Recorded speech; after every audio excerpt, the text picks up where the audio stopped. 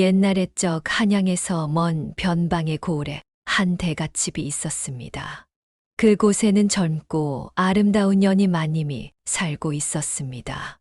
연희 마님은 정말 곱디고 왔고 마을 모든 남정네들이 마님이 지나가면 놓아버렸지요. 몸선이 어찌나 고운지 도자기로 빚어놓은 것만 같았습니다. 어느 날 새로운 머슴이 대갓집에 들어왔습니다. 그의 이름은 이도현. 건강한 체격과 성실한 태도를 가진 그는 어릴 적부터 여러 곳을 떠돌며 살아왔다는 말을 남겼습니다. 도현은 무뚝뚝한 듯하지만 부지런하고 믿음직한 사람이었습니다. 처음 만난 날, 도현은 마당에서 물동이를 나르다가 한 안악이 실수로 떨어뜨린 장독대를 가까스로 붙잡았습니다. 하지만 그 충격에 물이 튀어 그의 얼굴과 옷이 흠뻑 젖고 말았습니다. 물에 젖어 몸에 딱 달라붙은 옷에 드러난 그의 몸은 탄탄하고 어딘가 모르게 컸어요. 그 광경을 본 연희 마님은 놀라며 다가와 말했습니다. 어머, 괜찮으십니까? 도현은 멋쩍게 웃으며 손으로 얼굴을 훔쳤습니다. 이거야 뭐 별일 아니지요. 연희 아씨는 그를 유심히 살펴보다가 마당에 앉혀두고 몸을 닦을 수 있도록 수건과 마른 옷을 건넸습니다. 보통 머슴에게까지 이렇게 살뜰하게 신경 써주는 주인은 드물었습니다. 도현은 속으로 이 집의 마님은 특별하다 생각했습니다. 연희 마님은 환한 미소를 지으며 말했습니다. 고생이 많으셔요. 부디 편하게 지내세요. 그 말에 도현은 순간 마음이 흔들렸습니다. 처음으로 양반들에게 따뜻한 정을 느꼈습니다. 그는 이곳에서 묵묵히 머슴으로서의 삶을 살고 있었지요. 그날 이후 도현은 부지런히 일했습니다. 새벽이면 가장 먼저 일어나 마당을 쓸고 우물을 길어 부엌에 물을 채웠습니다.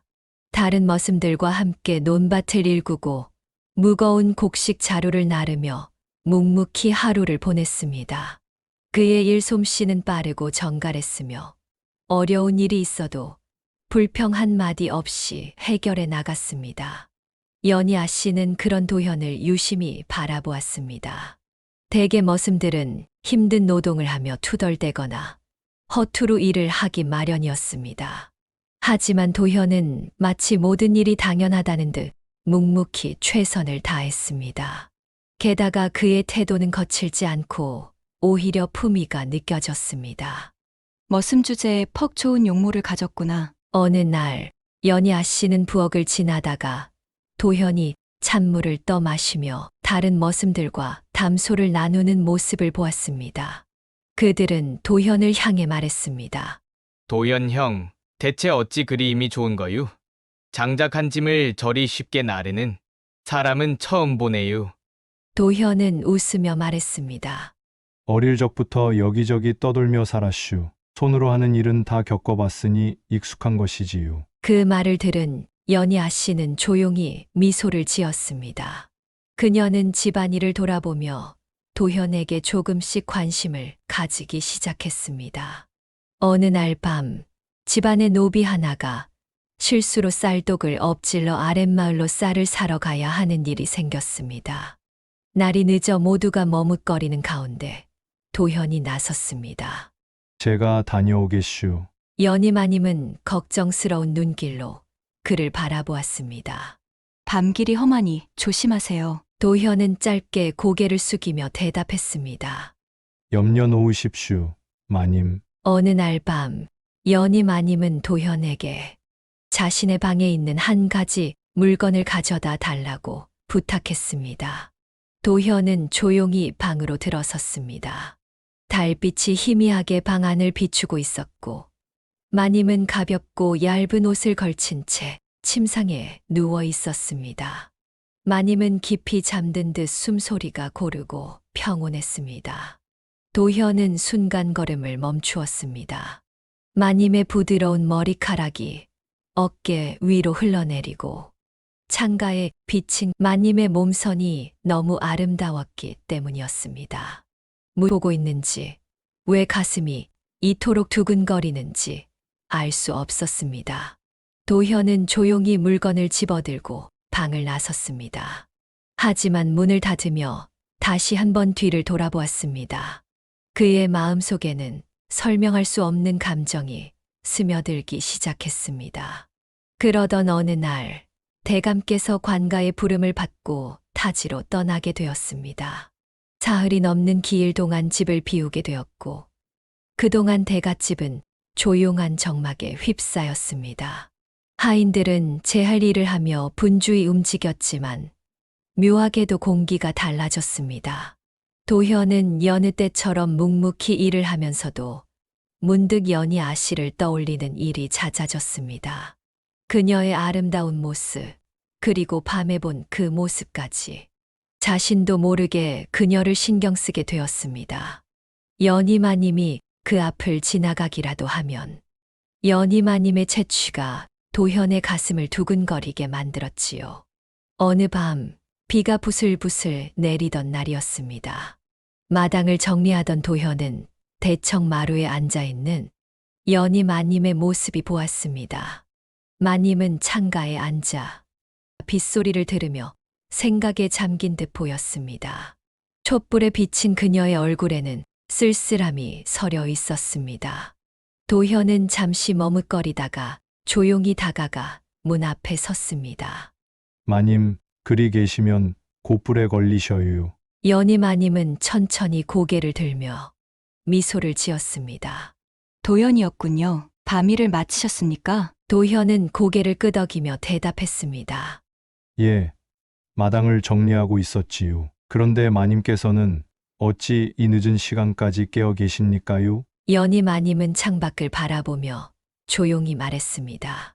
비가 오니 옛 생각이 나서요. 이런 밤이면 오라버니와 마루에 앉아 도란도란 이야기하곤 했는데 이제는 혼자 남았으니 문득 적적해지는군요. 마님 혹여 외로우시거든 언제든 지를 부르셔요. 비록 머슴이지만 듣는 귀 하나쯤은 빌려드릴 수 있지 않겠어요? 연희마님은 그 말에 살며시 웃었습니다. 촛불이 흔들리며 그녀의 눈빛을 더욱 깊고 따뜻하게 비추었습니다. 그리고 그 순간 두 사람은 서로를 마주보며 묘한 감정을 느끼기 시작했습니다. 마님은 머슴 도현을 보며 가슴이 두근두근 거리기 시작했지요. 그런 마님을 본 도현은 아랫도리가 불끈 솟아올라 피가 쏠리는 느낌이 나기 시작했습니다. 도현은 너무 당황해 자신의 아랫도리를 들킬까봐 마님께 인사를 드리고 황급히 자리를 옮겼어요. 그날 저녁 바람이 선선히 불어오는 마당 한쪽에 그녀의 옷 하나가 떨어져 있었습니다. 도현은 우연히 그것을 발견하고 고개를 갸웃했습니다. 아니 이게 뭐시요? 그러고 앞을 보았는데 여인의 치마로 보이는 것이 덩그러니 또 떨어져 있었어요. 그렇게 또 주었는데 앞에 몇 개가 더 놓여 있는 것이었어요. 그렇게 옷가지를 주워 가다 보니 마님의 방이 나왔습니다. 도현은 순간 망설였습니다. 하지만 연희 마님께 혹여 무슨 일이 생긴 것은 아닌가 하는 생각이 들자 방 앞까지 성큼 다가갔습니다. 조심스레 문을 두드리자 안에서 부드러운 목소리가 들려왔습니다. 오셨군요. 들어오셔요. 방 안은 촛불 하나만이 은은하게 타오르고 있었습니다. 연희마님은 몸이 다 비치는 얇은 시로라기만 걸치고 있었어요. 그녀는 그를 바라보며 미소를 지었습니다. 그렇게 두 남녀는 서로 뒤섞여 아름다운 밤을 보냈습니다. 며칠 후 대감께서 마침내 관가의 일을 마치고 집으로 돌아왔습니다. 대문이 열리고 가마가 들어서자 하인들이 분주히 움직이며 그를 맞이하였습니다. 연희마님은 차분히 나와 대감께 인사를 올렸지만 대감의 얼굴에는 피로와 함께 어딘가 불편한 기색이 서려 있었습니다. 집안을 비운 사이에 별일은 없었겠지. 대감의 낮은 목소리에 연희마님은 미소를 지으며 답했습니다. 예, 대감. 덕분에 무탈하게 지냈습니다. 그러나 대감은 그녀를 유심히 바라보며 천천히 걸음을 옮겼습니다. 무탈했다 하니 다행이구나. 허나 집안에 여인이 있으면 더욱 조심해야 하는 법. 나 없는 동안 집안을 단정히 돌보았겠지. 그 말에 연희아 씨는 잠시 굳어졌지만 이내 부드러운 미소를 지으며 답했습니다. 당연한 말씀이십니다. 대감께서 믿어주시지 않으시옵니까? 대감은 잠시 그녀를 바라보다가 피곤한 기색을 감추며 고개를 끄덕였습니다. 그리하겠지. 피곤하니 방으로 들겠다. 연희 마님은 그를 조용히 따라가며 속으로 한숨을 내쉬었습니다. 이후 대감이 깊은 잠에 빠진 밤이면 연희아 씨는 조용히 방문을 열고 나왔습니다. 촛불이 하나둘 꺼져가고 하인들이 잠든 깊은 밤, 그녀는 마당을 가로질러 도현이 머무는 곳으로 발걸음을 옮겼습니다. 도현은 이미 그녀를 기다리고 있었습니다. 낮 동안 주인과 머슴이었던 두 사람은 이 밤이 되면 서로를 향한 감정을 숨기지 않았습니다. 그들은 마당의 나무 아래에서 때로는 빈 별채에서 은밀하게 만났지요. 서로의 손끝이 스칠 때마다 가슴이 떨렸고 아무 말 없이 서로를 바라보는 것만으로도 온 마음이 흔들렸습니다. 그러나 이 모든 것은 어둠 속에서만 허락된 순간이었습니다. 해가 떠오르면 다시금 머슴과 주인으로 돌아가야 했습니다. 대감이 돌아온 후 그의 눈빛은 이전과는 달랐습니다. 그는 연희아 씨를 유심히 바라보며 점점 더 날카로운 태도를 보이기 시작했습니다. 사소한 일에도 짜증을 내고 연희 마님이 하인들에게 친절을 베풀 때마다 불쾌한 기색을 숨기지 않았습니다. 모르면 들어라. 내 친정은 빚더미에 앉아 있었고 내 오라비 놈은 벼슬길에서 그 꼴로 꼬꾸라지고 내 덕에 내가 이 애물단지를 떠안아야 했단 말이다. 대감의 얼굴은 분노로 일그러졌습니다. 연희아 씨는 손을 꼭 쥐었지만 아무 대답도 하지 않았습니다. 그러나 대감의 화는 점점 커졌습니다. 그는 연희아 씨를 거칠게 잡아끌며 소리쳤습니다. 그러더니 대감은 화를 이기지 못하고 손을 휘둘렀습니다. 쩌렁한 소리와 함께 연희아 씨의 뺨이 획 돌아갔습니다. 그녀는 순간 휘청이며 바닥에 쓰러졌습니다. 하지만 대감은 멈추지 않았습니다. 나는 내년만 보면 화가 난다. 그는 연희아 씨의 팔을 거칠게 잡아 세우고는 별채로 끌고 갔습니다. 하인들은 모두 숨을 죽였고 아무도 감히 나서지 못했습니다. 별채의 문이 요란한 소리와 함께 닫혔습니다. 이제부터 네가 나오려면 내 허락을 받아야 할 것이다. 이 집에서 내 기분을 망치는 일이 다시 있다면 그땐 피할 수 없을 줄 알아라. 대감은 차가운 목소리로 경고하며 문을 걸어 잠갔습니다. 연희 마님은 바닥에 힘없이 주저앉았습니다. 얼굴에는 아직도 화끈한 통증이 남아 있었지만 그녀가 느낀 것은 단순한 육체적인 고통이 아니었습니다. 이제 그녀는 완전히 대감의 소나귀에 갇혀버렸다는 절망감이 더욱 컸습니다. 연희 마님이 선택한 삶이었지만 그녀에겐 너무 가혹했지요. 며칠 후 도현은 몰래 집 밖을 나섰습니다. 깊은 숲길을 따라 한 사내가 그를 기다리고 있었습니다. 조용히 인사를 나눈 두 사람은 낮은 목소리로 이야기를 나누었습니다. 그날 밤 도현은 은밀히 밤에 대감댁을 빠져나갔지요.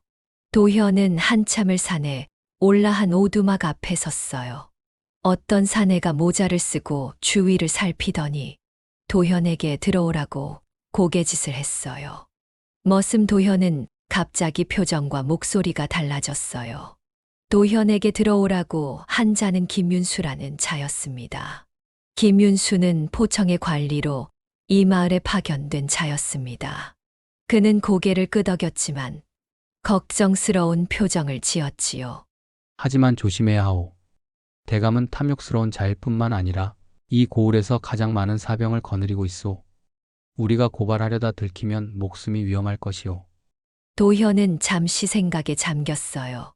고발할 방법은 두 가지요. 직접 한양으로 가서 보고하는 방법, 그리고 밀서를 보내는 방법이요. 하지만 직접 올라가는 건 위험 부담이 크고 밀서를 보내도 중간에 발각되면 증거를 넘기기도 전에 처형당할 것이오. 윤수는 이를 악물었어요. 대감의 손이 관과 깊숙이 뻗어 있을지도 모릅니다. 밀서를 보내더라도 누군가 가로챌 수도 있소. 그렇다면 직접 가는 것이 더 확실할지도 모릅니다. 도연은 단호한 표정으로 말했어요. 한양으로 가는 길은 철저히 비밀로 해야 하오. 대감의 사병들이 길목마다 깔려 있을 가능성이 크오. 몰래 빠져나가야 할 것이오. 그들은 장지도를 펼쳐놓고 가장 안전한 경로를 논의했어요. 윤수는 걱정스러운 얼굴로 물었지요. 혹시라도 우리가 움직이는 걸 눈치채고 먼저 공격해 온다면? 도현은 깊이 숨을 들이마셨어요. 그럴 가능성이 크오. 그러니 시간을 대감의 방심을 유도해야 하오. 내가 이곳에서 일부러 머슴 역할을 계속하면서 대감이 안심하도록 만들겠소. 그동안 윤수공이 먼저 움직이시오. 임금님께 이 일을 알리고 우리가 준비하는 동안 관군을 이끌고 와야 하오. 윤수는 결연한 얼굴로 고개를 끄덕였어요. 알겠소. 위험한 길이지만 반드시 다녀오겠소. 그동안 버틸 수 있겠소? 도현은 작은 미소를 지었어요. 이제까지 버텨온 게 몇 해인데 며칠쯤이야 문제될 게 없지 않겠소. 다만 한순간도 방심해서는 안 될 것이오. 그들은 계획을 완벽하게 세우고 드디어 실행에 나서기로 했어요. 도현은 더 이상 시간을 지체할 수 없다고 느꼈습니다. 연희마님의 목숨이 점점 위태해지고 있다고 느꼈기 때문입니다. 천천히 계획을 실행할 생각이었으나 도현은 자신의 목숨을 바쳐서라도 마님을 구하기로 마음을 먹었습니다. 하지만 그 은밀한 밀담을 누군가 몰래 엿보고 있었습니다. 대감의 수하 중 한 명은 예전부터 도현의 태도를 수상히 여겨왔습니다. 겉보기엔 머슴이었지만 눈빛과 말투, 몸가짐까지 도무지 평범한 자라 보기 어려웠습니다. 그래서 며칠 전부터 도현의 뒤를 몰래 밟기 시작하였고 그날 밤 두 사람의 대화를 모두 엿듣고 말았습니다. 그 수하는 급히 대감에게 달려가 귀띔하였습니다. 대감 나으리, 그 머슴 말입니다. 수상합니다.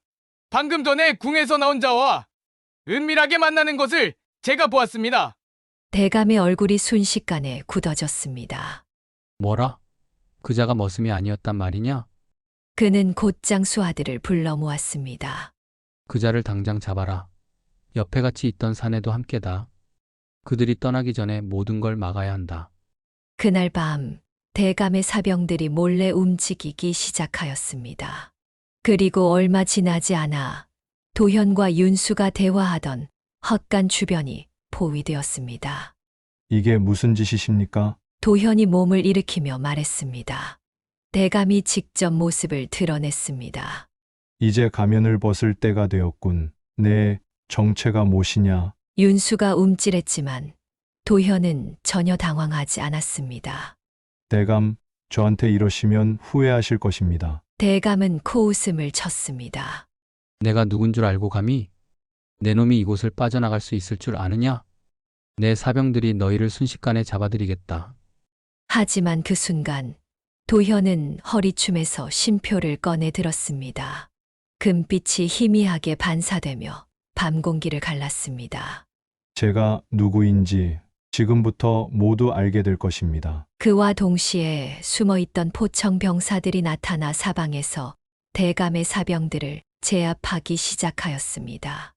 이는 윤수가 미리 대비해 두었던 마지막 수였습니다. 무슨 내 놈이 포청까지 손을 쓴 것이냐? 대감은 분노에 휩싸였지만 이미 늦은 상황이었습니다. 도현은 천천히 대감에게 다가갔습니다. 저는 암행어사 이도현이라고 합니다. 대감. 아니, 암행어사라니. 어찌 암행어사가 어떻게 머슴 노릇을 한단 말이냐? 대감, 백성의 고열을 짜내고 영모를 꾀한 죄, 이제 그 값을 치르셔야 할 것입니다. 결국 대감은 포박되어 끌려갔고 그날 밤 대감댁은 마침내 무너졌습니다. 대감이 포청으로 끌려간 후 도현은 바로 대감댁으로 향하였습니다. 밤이 깊었지만 여전히 그곳에는 대감에 남아있는 사병들과 하인들이 어수선하게 움직이고 있었습니다. 하지만 대감이 없는 대감댁은 이미 힘을 잃은 듯 했습니다. 도현은 황급히 연희마님이 갇혀있는 곳으로 달려갔습니다.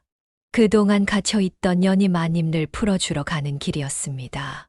별채 앞에는 몇 명의 하인들이 남아 있었지만 도현의 기세에 눌려 감히 나서지 못했습니다.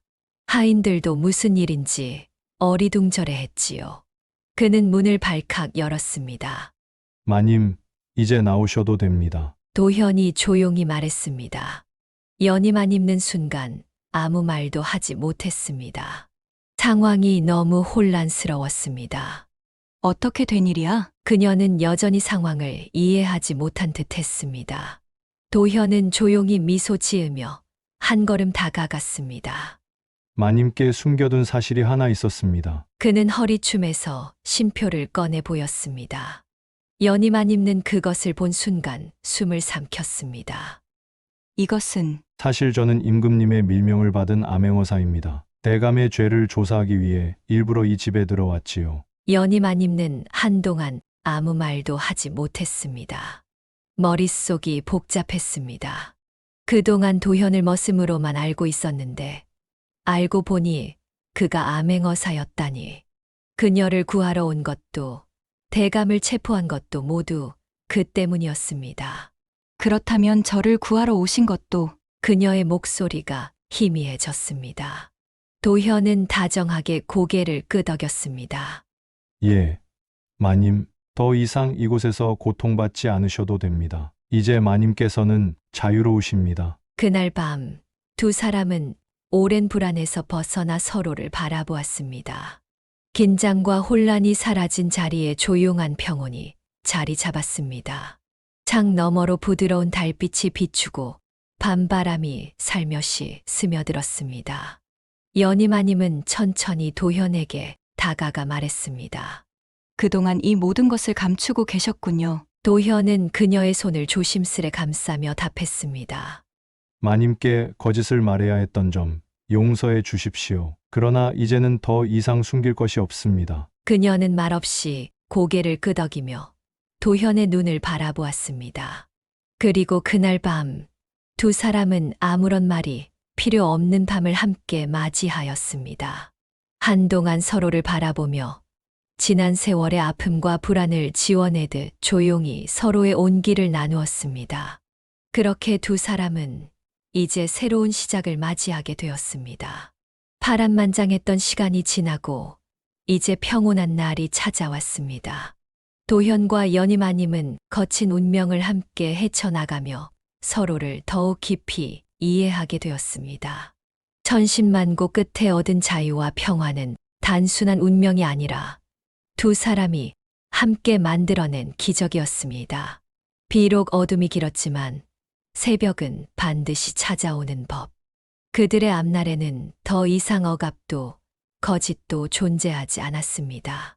운명이 엇갈렸으나 결국 하나로 이어진 두 사람. 이제 그들은 새로운 길을 걸어갑니다. 오늘 이야기가 재밌으셨다면 좋아요, 구독 부탁드립니다. 알람 설정까지 해주시면 더욱더 감사합니다.